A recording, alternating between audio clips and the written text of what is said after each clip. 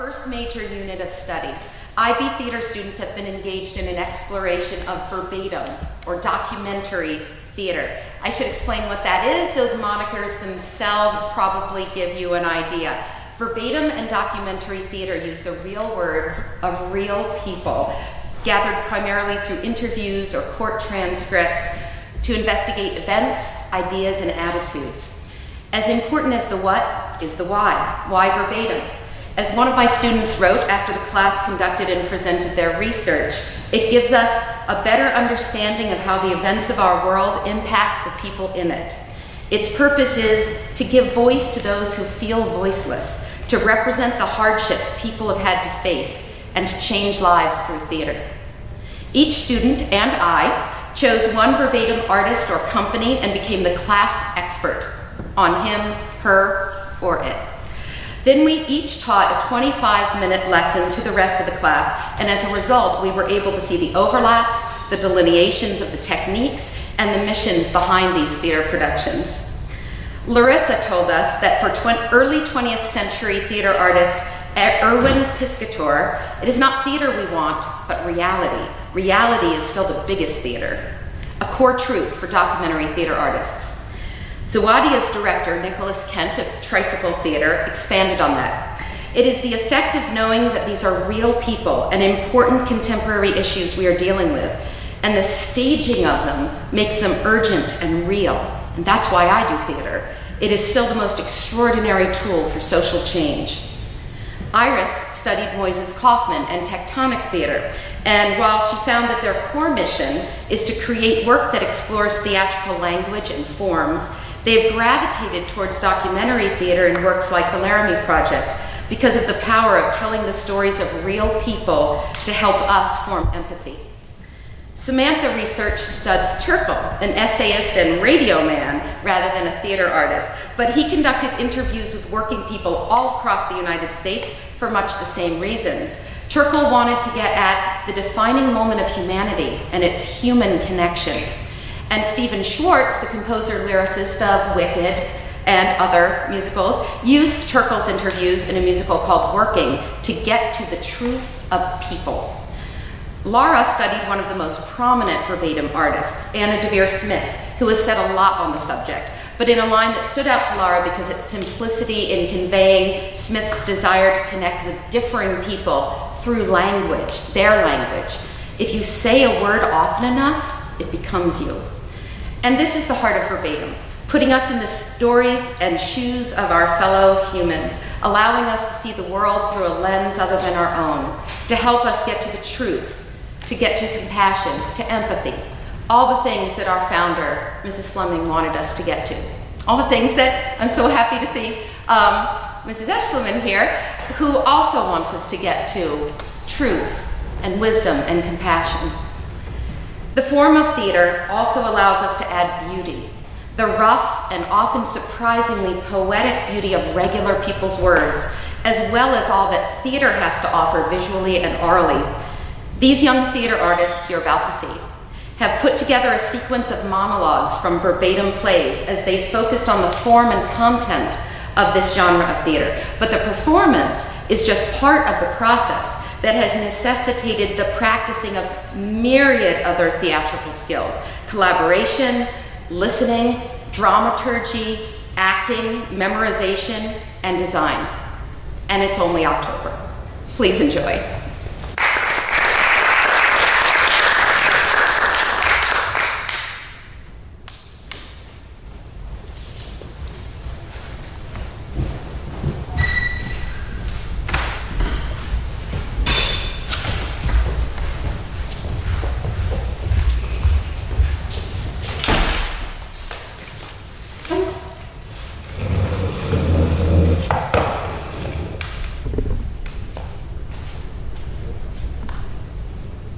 The Desert, Intozake Shanje, from the Crown Heights incident in Brooklyn, 1991.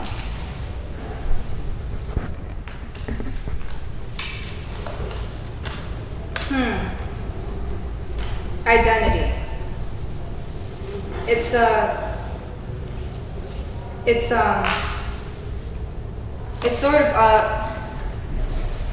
psychic sense of place. It's a way of knowing I'm not that rock or that tree. I'm this other living creature over here. And it's knowing that no matter where I put myself, I'm not necessarily what's around me. I am part of my surroundings, and I become separate from them. And it's being able to make those differentiations clearly that lets me have an identity. Because what's inside my identity is everything that's ever happened to me. Everything that's ever happened to me, as well as our responses to it. Because we might be alone in that trance state. Someplace like the desert. And we begin to feel as though we're a part of that desert. Which we are right at that moment. But we're still not the desert. We are a part of the desert. And when we go home, we take with us a part of the desert that the desert gave to us. But we're still not the desert. It's an important differentiation to make because you don't know what you have if you don't know what you're taking. And you don't know what you're giving if you don't know what's yours and what's somebody else's.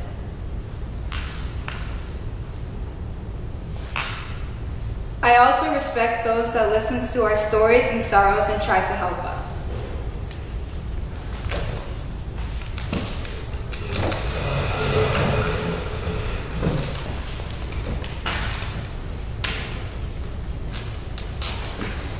Al Sharpton, me and James's thing.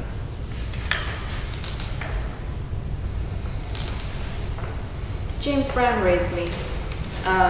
I never had a father. My father left when I was 10. James Brown took me to the beauty parlor one day and made my hair like this.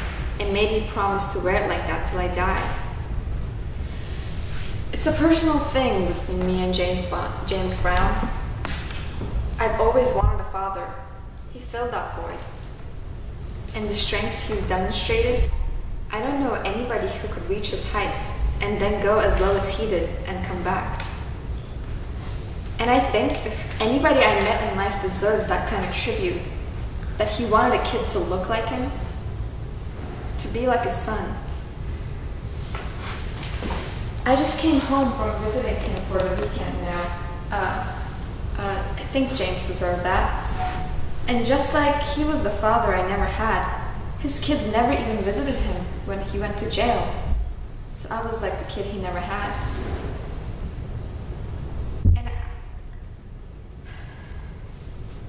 And I don't give a damn if he doesn't understand it. I know not you. The press and everybody do their thing on that. But just like in other communities, people do whatever they want with who they want to look like. There's nothing wrong with me doing that with James. It's us. I mean, in the 50s, it was slick. It was acting like white folks. But now, nobody wears their hair like that except me and James. So it's certainly not a reaction to the whites. It's me and James's thing. And I also respect those who listen to our stories and sorrows and try to help us.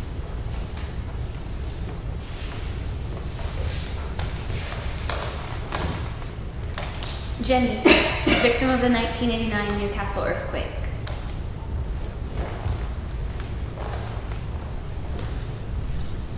I never knew until the 6th of January that I landed in the basement.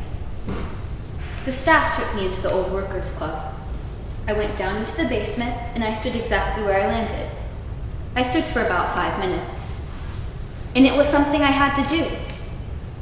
It was an eerie feeling to have, sort of, where I landed. And, like, where I did land, there were still wires there and things from poker machines there. I never referred to the earthquake as an earthquake. I always referred to the earthquake as an accident. It just sounds better. Because when you tell people you were in an earthquake, they instantly feel sorry for you and say, "Oh, you poor thing, you must have been through hell."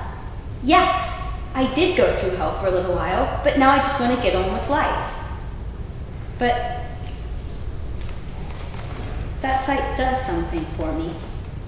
That Union and King Street site. I was over there a few weeks before the anniversary, and I just fell over on the streets, and that sight.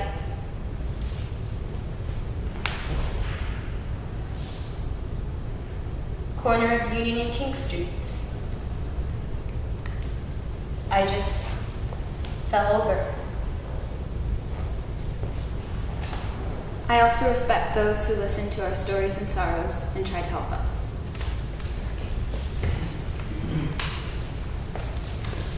Diala Aswar, Syrian refugee living in Jordan. A wasted dream. I deeply respect my pain and refuse to reveal it to anyone. But this time, I'll show my pain, and maybe I'll find someone that's going to soothe it. I used to live with my dear family in a house filled with love and warmth. But then, war came to my beloved Syria and shredded its body and soul. I also respect those who listen to our stories and sorrows and want to help us. Bashar Asfar, 17-year-old boy, Syrian refugee. This is war.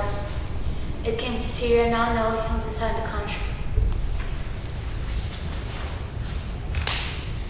People started running around, asking everyone to leave their homes for the rebels want to liberate the area. My mother told us in great fear, we'll be leaving permanently to Jordan. The nighttime passed through very quickly, and the sun rose earlier to tell us it's time to leave. The moment that I never wished for had arrived, to be forced out of my country. We took our luggage, put them in the cab, and my heart was crying before my eyes. Hence I was asking myself, oh my country, how long will I leave you? And when I return, would I find you the same? Sorrow was a strain on me, making me weak. We arrived to the Jordanian borders, and despite the good reception, I thought I became a refugee, which made me very angry. We got registered, my mother and my siblings, in a food program, which turned us into numbers. Numbers for food, numbers for mobility, numbers for healthcare. However, I'm a number that dreams to go back to its home and humanity. And I also respect those who listen to our stories and sorrows and try to help us.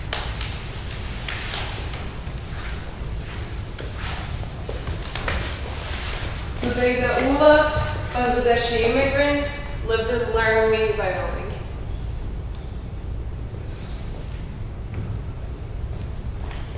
And it felt so good to be with people who felt like crap. I felt like I don't deserve to feel this bad, you know? And one day, someone got up and said, let's show to the world that Laramie isn't that kind of a town. He basically said blah, blah, blah. Well, it is that kind of a town. I mean, why would something like this happen if it wasn't that kind of a town? I mean, that's like totally that's a lie. It's like, look at an Asher painting. All confused, it's totally circular logic. How can you even say something like that? And we have to mourn this. We have to be sad that we live in a state, a town, a country where crap like that happens. Those are people who are trying to distance themselves from those crimes. But we have to own it, I feel. Everyone needs to own it. We are like this. We are like this. we are like this. I also respect those who listen to our stories and sorrows and wants to help us.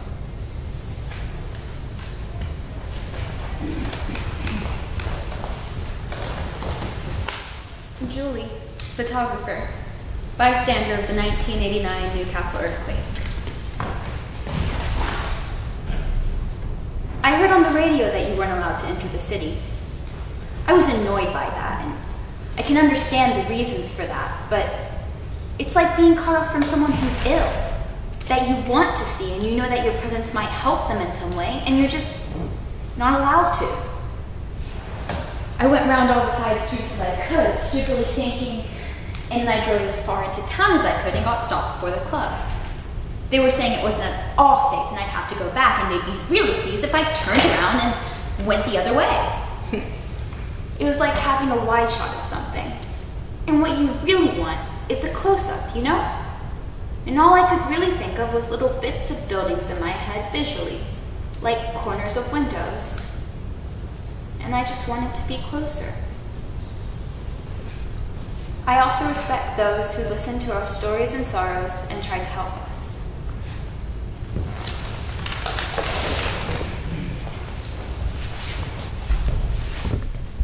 And I also respect those who listen to our stories and sorrows and try to help us.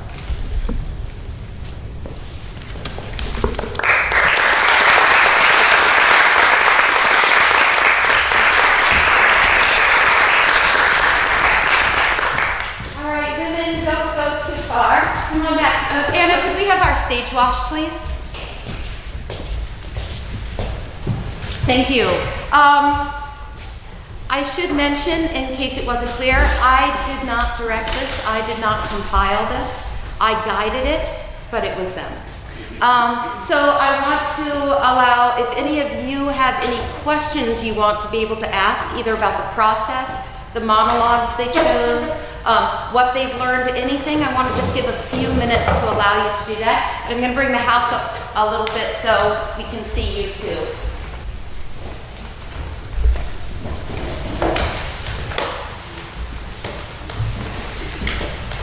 So does anybody have anything you want to be able to ask our actor, director, creator, designers?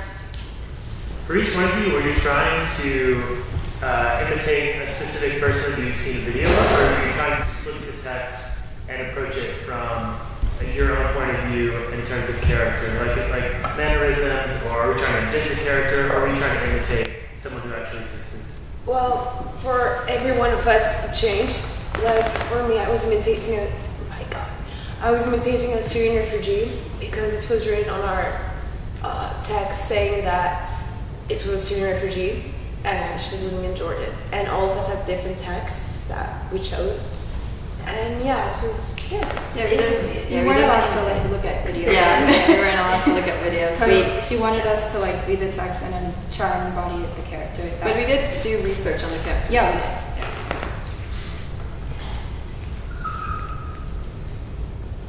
Any other questions? I can ask one. How did you all determine the order of monologues? You can address everybody, but We just like sat down and we like this makes sense. yeah, we were like what kind of ties it all together? Yeah, we basically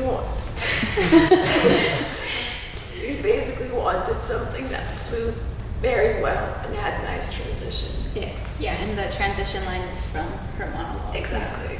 The one that we all said at the end of our monologues. Because like mine started with identity and hers was sort of related to identity. Well, hers was like the main point. Yeah, mine was like And ours was from the same source. And then same play. Yeah, same play.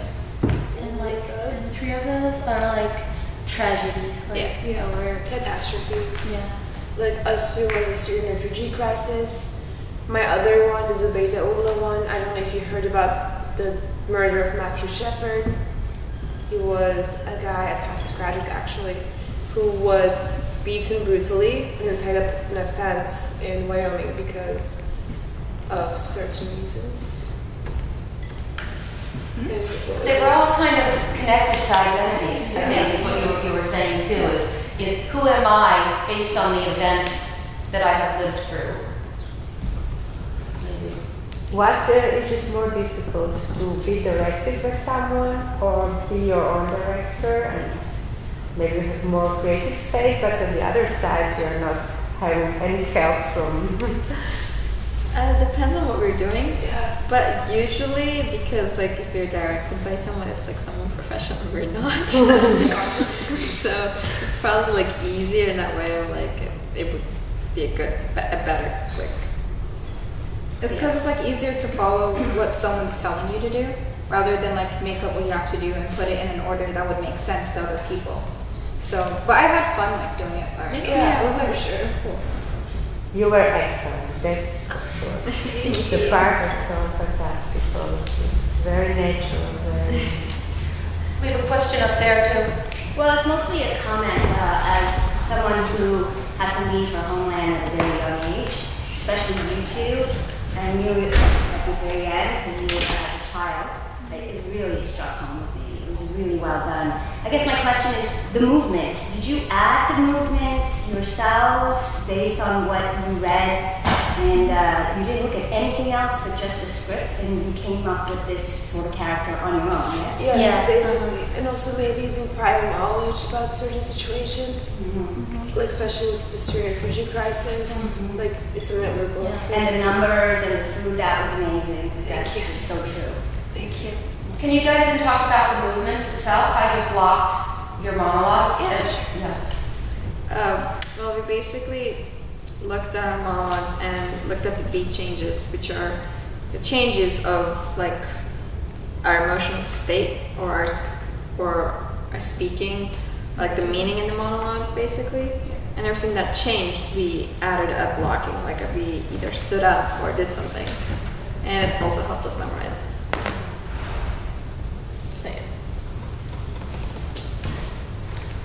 I'm curious about the selection of monologue. I guess to what degree did you have freedom to choose? And then the second part is what drew you to the monologue that you actually ended up forming? We have to make sure everybody gets to answer that one. I think that's interesting. So make sure you all talk. Well, basically, we had choices. Ms. Carlson gave us like a ton of sources, but not like a lot of them. Like we could choose from anything we want, but she let us. She gave us, what, 6 different plays that had a bunch of monologues? But she said it's okay as long as it's verbatim. But all of us chose from those sources. So yeah, I don't know. I don't want to choose. I don't choose. I don't know. I mean, I really like the playwright Anna Devere Smith, and I don't know. I felt like I should choose that one. I don't know. I was drawn to it. Which is interesting too, because you were playing a middle-aged black man. Yeah. That's the speaker, but she owned the monologue. You know. Yeah. With me, I'm someone who is really interested in the refugee crisis and how it impacts people. As I live in Turkey and I'm Turkish, I see how much refugees get affected on their daily lives. I thought it would be nice to do something about the Syrian refugee crisis. My second monologue, I just really liked the character and how she talked. Like, she used very, standard language. It wasn't anything fancy. But, she still got her point across that, this crime is something horrible and people should take note of it. Mine were both about an earthquake, and I could relate to them because I lived in Japan and I was there during the 2011 Tohoku earthquake, and I wasn't in Tohoku, but I was in Tokyo and we still felt the earthquake, and I went up to that area afterwards, and so that's why I was drawn to those monologues. For mine, when I'm alone and I'm thinking, I have these sort of existential crises in my head. And where I'm just what is identity? What makes me? What makes someone else, and why are they that way? So the fact that she kind of had the same thought process as I do sometimes is what drew me to that one. Yeah, mine, I was I was always interested in like Syrian refugees and like all types of refugees because I think there's like a hard experience in life. And then like when I got the paper of like Syrian refugees, that one, the specific, made me feel like I could feel his feelings, like his emotions on the paper. So like it was a big thing. Right, she was playing a man as well, so male voice. And also, a side note about my monologue about the Syrian refugees, during the attacks in Istanbul where there were lots of terrorist attacks, I was in one, so I could really relate to her pain and how she felt about like basically her homeland getting destroyed, and just made an instant connection with me and her, I guess. Any last question? Okay, great. Well done. We're in the theater. Laura has last comment. Can I also say thank you Yes, to please. Anna Welcome for to- running our lights?